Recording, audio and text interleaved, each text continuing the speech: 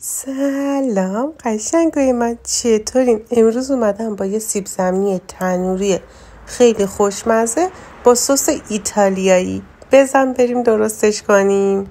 مواد لازم: سیب زمینی، پیاز، پوره گوجه، پاپریکا، نمک، فلفل سیاه و روغن زیتون. اول یه قابلمه مناسب رو توش آب میکنیم و میذاریم بجوشه و بعد سیب زمینیامونو همینطوری که توی فیلم میبینین ریزشون میکنیم.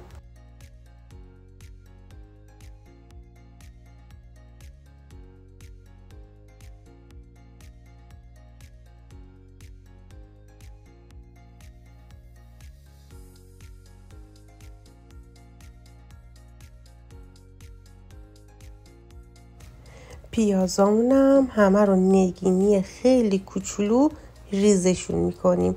هرچی کوچیک‌تر باشه توی غذا کمتر دیده میشه.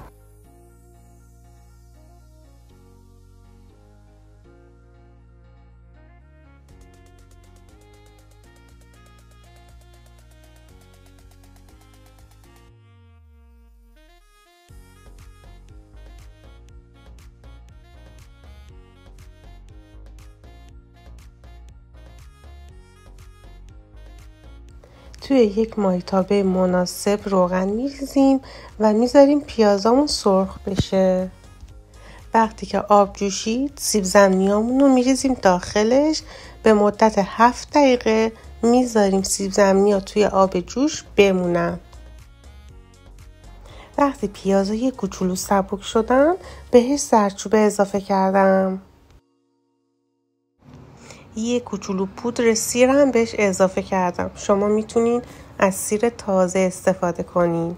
سیب زمینی‌ها رو بردم آبکش کردم، توی ایر فرایر ریختم. شما میتونین بریزین توی سینی فر و بهش ادویه ها و روغن رو اضافه کردم. یه کوچولو همش زدم که به خورد همه مواد بره.